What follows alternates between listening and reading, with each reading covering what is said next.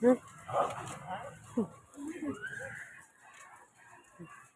รรยากาศตลาดใหญ่สว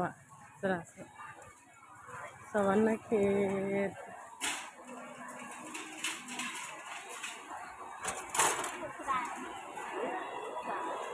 ก้อนเลือดข้างในปะจะได้เมย์เท่าไหร่เอา30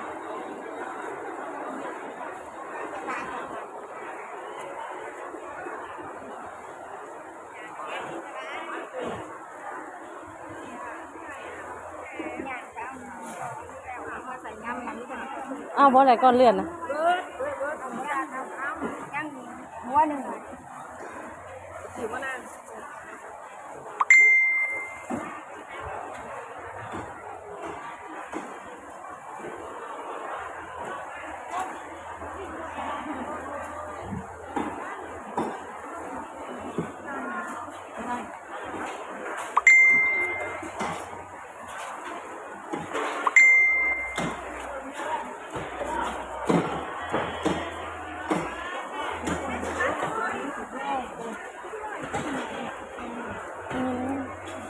ก็หมุนเถอะเนาะตัวนั้นลูกตัวนี้ถูกมันฮอดโลดนะ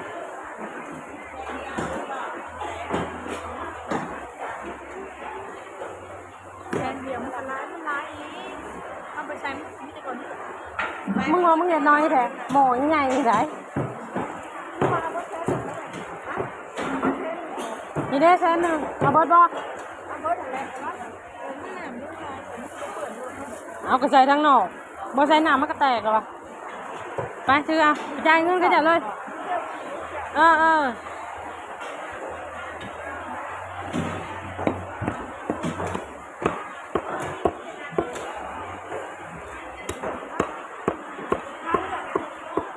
แป๊บนึงเราพักก่อนหิวไหม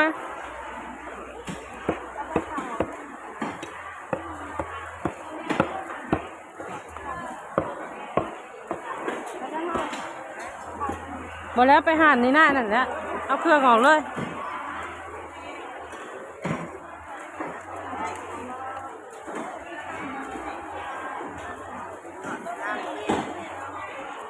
นักบอลมีโล15บาทที่เอาทองงู